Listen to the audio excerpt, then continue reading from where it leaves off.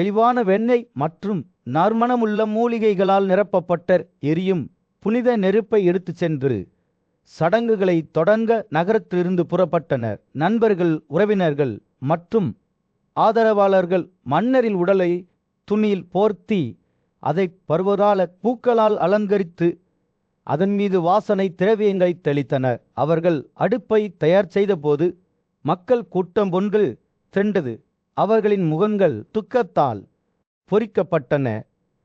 பீஷ்மர், விதுரா மற்றும் பாண்டவர்கள் தலைமையில் ஊர்வலம் நகரின் வழியாக செல்லும் போது இசைக்கருவிகளின் சத்தம் காற்றை நிரப்பிக் கொண்டிருந்தது. வெள்ளை குடைகள் மற்றும் வாள்கள் மேலே அசைந்தன. நூற்றுக்கணக்கான மக்கள் கூட்டத்தினரிடையே ரத்தினங்களை விநியோகித்தனர். தஸ்தினபுர குடிமக்கள் தங்கள் மன்னரிடம் பிரியாவிடை செய்ய ஒன்று கூடியதால் அந்த சூழல் அமைதியற்றதாகவும் துடிப்பானதாகவும் இருந்தது.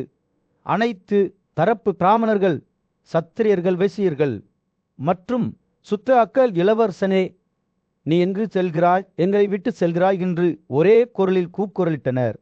அவர்கள் கங்கைக்கு செல்லும் போது அவர்களின் கூக்குரல்கள் தெருக்களில் எதிரொலித்தல். சூரியன் அடிவானத்திற்கு கீழே மூழ்கிய போது ஊர்வலம் ஆற்றின் கரையில் ஒரு காதல் மரத்தை அடைந்தது. அடுப்பு வைக்கப்பட்டது.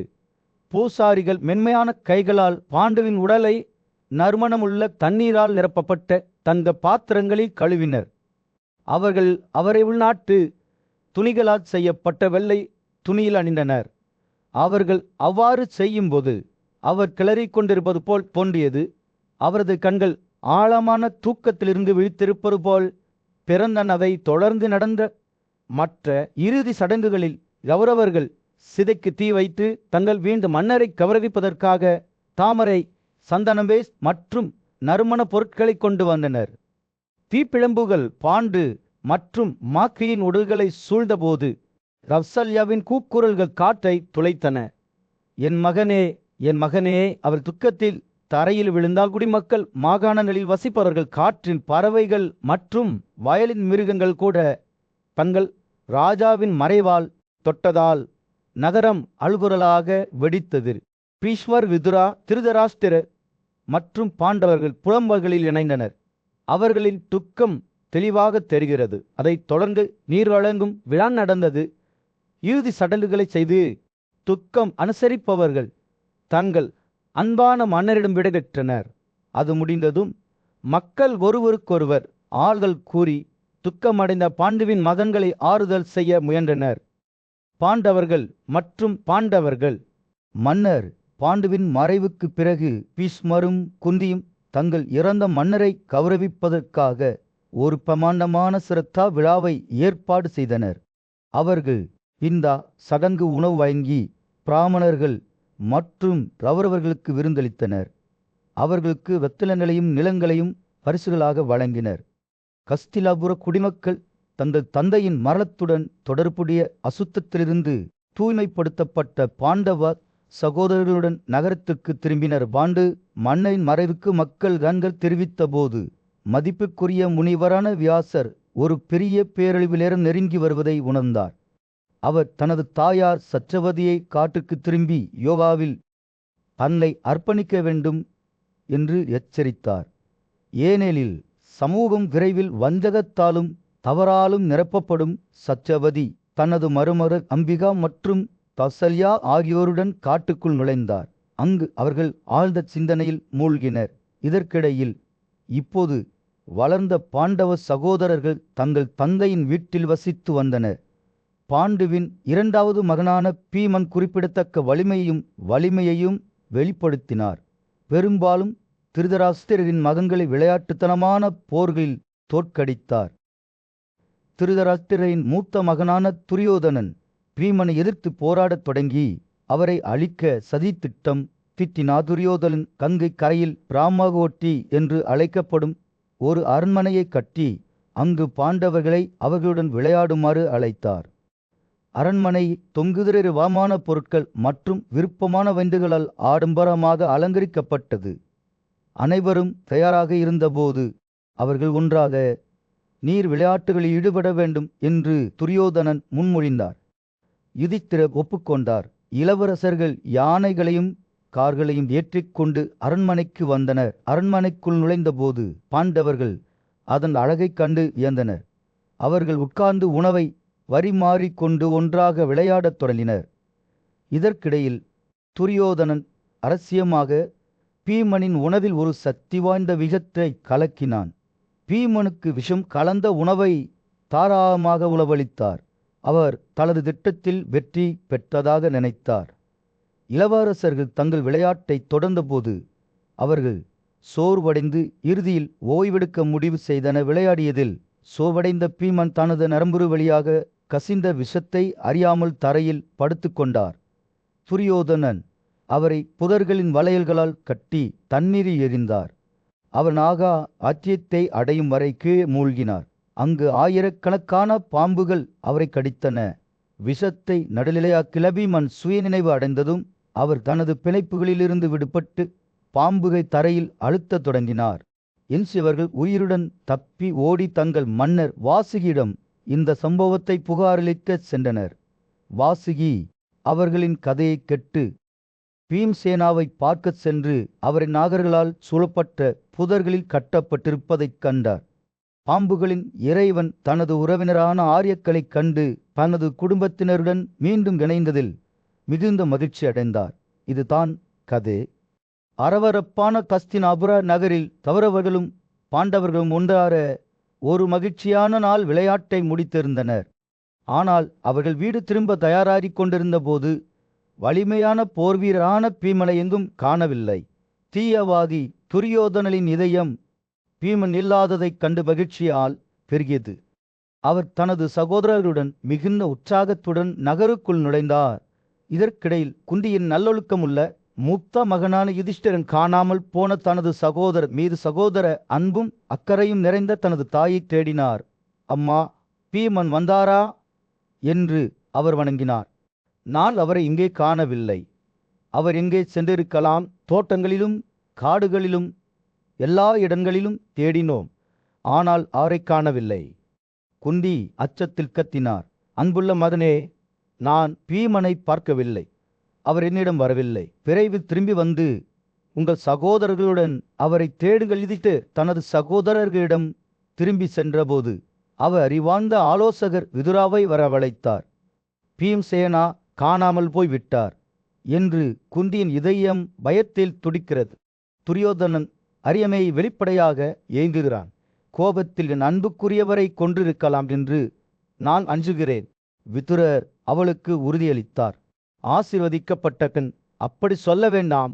உங்கள் மற்ற மகன்களை காணாமாக பாதுகாக்கவும் துரியோதனன் மீது குற்றம் சாட்டப்பட்டால் அவர் அனைவரையும் கொன்று விடலாம். ஆனால் தங்கள் பாதாள உலகில் அவரை கண்டுபிடித்த நாகரின் விருந்தோம்பலை பீமன் உண்மையில் அனுபவித்து வந்தார் என்பது அவர்களுக்கு தெரியாது. வலிமையான போர்வீரர் 8ஆம் நாளில் விழித்தார். அவர் உட்கொண்ட தேள் மூலம் புத்துணர்ச்சியை உணர்ந்தார். நாகர்கள் அவரை உற்சாரப்படுத்தி ஆறுதல் கூறி, 10,000 யானைகளின் வலிமை உங்களுக்கு இருக்கும், போரில் யாராலும் பொன்னை வெல்ல முடியாது என்று கூறினர். பீமன் புனித நீரில் குளித்து வான ஆபரணங்களை அணிந்து பாம்புகளின் ஆசீர்வாதங்களை பெற்றார். அவர் பாதாள உலகத்திலிருந்து வெளியே வந்தபோது பீமன் தனது தாயின் பக்கமாக வேகமாக ஓடினார். அவர்கள் மீண்டும் இணைந்ததில் குடும்பத்தினர் மிகுந்த மகிழ்ச்சி அடைந்தனர். ஒருவருக்கொருவர் பாசத்துடன் கட்டிப்பிடித்தனர். யுதிஷ்டிரர் தனது சகோதரர்களை இந்த சம்பவத்தை ரகசியமாறு வைத்துக் கொள்ளுமாறு எச்சரித்தார். இந்த நாளிலிருந்து நீங்கள் அனைவரும் ஒருவருக்கொருவர் கவனமாக இருங்கள் என்று கூறினார். எனவே அவர்கள் விழிப்புடன் இருந்தனர். ஒருவருக்கொருவர் புதிய விழிப்புணர்வுடன் பார்த்து கொண்டனர். ஆனால் துரியோதனின் திட்டங்கள் தடையின்றி தொடர்ந்தன. அவர் மீண்டும் பீமனின் உணவில் விஷம் குடித்தார். ஆனால் திருதராஷ்டிரரின் மகனான யுயுட்சு பாண்டவர்களுக்கு தகவல் அளித்தார். அவர்கள் தீங்கு விளைவிக்காமல் விஷத்தை ஜீரணிக்கிறார்கள்.